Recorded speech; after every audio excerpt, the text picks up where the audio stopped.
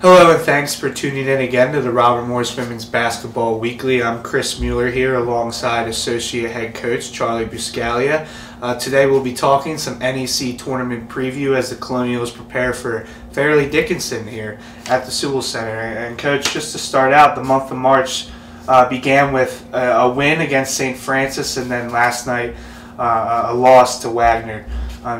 In St. Francis you experienced some good play from freshman forwards Michaela Mulrain and Megan Smith, but then last night, you fall to Wagner in a tough game. Just talk about that loss a little bit. You're up at halftime, and then shoot 6 of 22 in the second half. Well, you go back at the St. Francis PA game, and we played okay in some stretches, but we didn't play a real good game completely from start to finish. That was something that we were aware of, and we stressed going into the game against Wagner. We didn't play a very strong game against Wagner also, and that was very disappointing at that time of the year to come up and play with that kind of lack of urgency with what was on the line and what we had worked for to that point. So it was very disappointing last two games, even with the win, because I felt at this point in the season we needed to be going in the right direction, and we definitely did not, and Wagner outplayed us. Yeah, and Wagner guard Jasmine Lodge, one of the best players in the NEC conference. She scored 28 points against the team. What was so tough about guarding her, and does that come as a bit of a concern heading into the conference tournament? Sure, it definitely has a high level of concern for the coaching staff, and it should for the rest of the players. Mm-hmm. The hardest thing about guarding her was that she was very comfortable with the ball in her hands at all times. She takes a lot of shots. She's the nation's leading scorer. They go through her with everything. And they'll set their screens for her and a ball screens, and she'll do a good job of moving around. But you had to know where she liked to shoot the ball from, and we knew where she liked to shoot it from. We allowed her to get to that spot too much. We allowed her to get where she wanted to get. Her comfort zone wasn't taken away from her enough. And as the game developed, other people hit shots for them down the stretch, which was big. But it all starts with letting the team be comfortable, and their comfort zone was Nawaja being able to do what she wanted to do when she wanted to do it, and we got to do a lot better job on the ball. And forward Megan Smith earned her third Northeast Conference Rookie of the Week honor this season. How important will her play be throughout the tournament? Her play is going to be extremely important, just like everyone else. I mean, Megan's had a freshman year where I felt we've developed her very quickly in a freshman year. She obviously has some ways to go, but she's had some success out there with going inside and going outside. Willing to take the charge, willing to get on the floor. She's a fiery competitor, so she's working hard. Her play, I know she'll come and bring it. Her play is going to be important, but it's going to be also a lot of other ones too. So, we're looking forward to seeing how she goes into the playoff game. Yes, and Niki has putting up a large amount of production this season. She's really came on for you guys this year. How important will her play be, and do you feel that maybe she might need to bring an extra edge, step up a little bit in this tournament for you guys to be successful? Well, we would hope at this point in the season, the routine of how what we expected of our players would feel natural to them. We try to treat the regular season like preparing us to get to the next season, which is the conference playoffs. At this point, we would hope that she doesn't have to do anything special to get herself ready. Trained herself day in and day out to come out there and put that level of expectation on herself. Mm-hmm. Not to just to have the coaches now tell her you need to turn it up or no. A steady performance, and that's what I always preach about. I always talk about being steady. Don't have too high of highs and don't have too low of lows.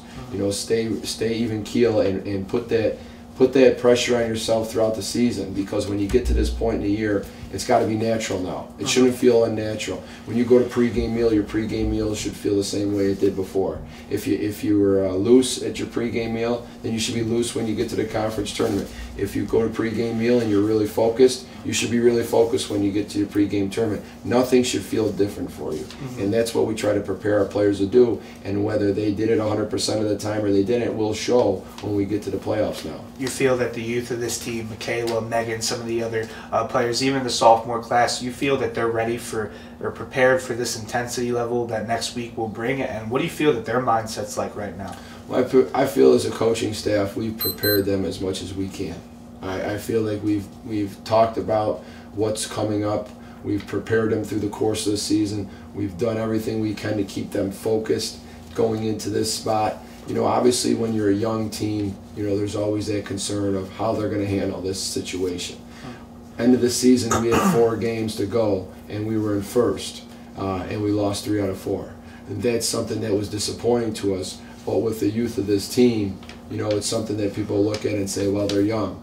You know, well, we got to grow up fast. You know, we don't want to accept, you know, qualifications for how we played down the stretch. We got to make it better. We've got to go forward. And you know, down the stretch, I would say that our freshmen, as well as our upperclassmen, you know, they're going to be expected to perform as a unit. And I don't think anyone should put the onus on themselves to say, hey, I got to step up or you guys step up because the team needs me to do this or that. We need everyone. We rotate the whole team in their most games. Everyone's got to be ready to come in there and give positive minutes and be able to do what the next person's able to do, which is take charges, get on the floor, work their butt off on defense, and be a team player whether they're in the game or out. Falling, you know, from first place could serve as a bit of a reality check, something positive for the team into the tournament.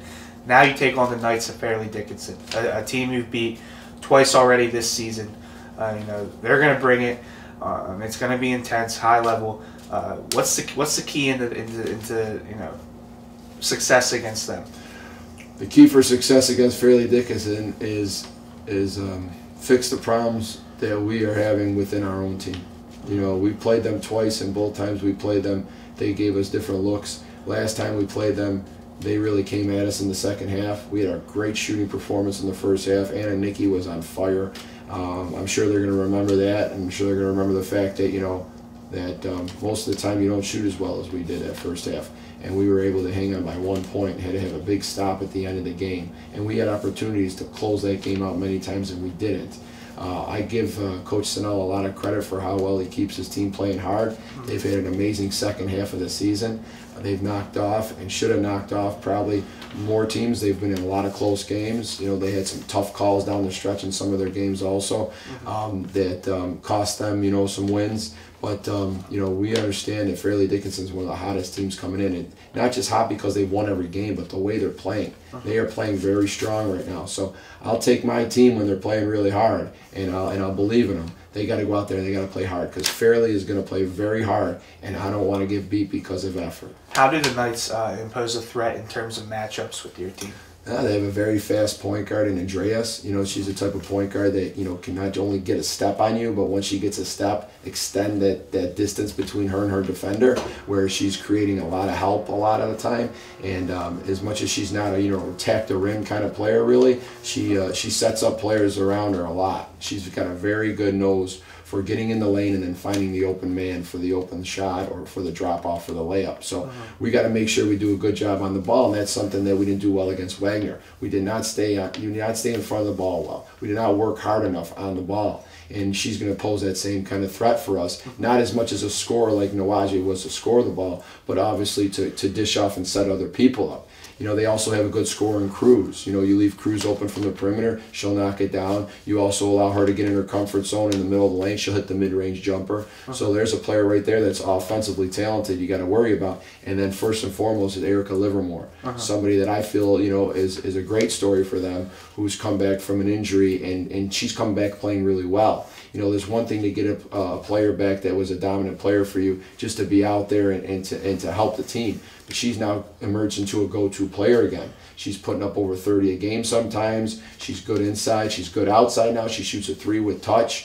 You know, it's a hard matchup for a lot of teams to have. So So we're going to have to make sure we understand that, you know, we're going up against one of the best one of the best players in the conference, and a team that's playing really well. So there's a lot of things that we have to get ready for. I mean, can we do this? Yes, we can definitely do this. We're at home, and I have confidence that my team will come and play hard, but that's going to be the key. Are we going to work hard enough? Are we going to take them out of their comfort zone?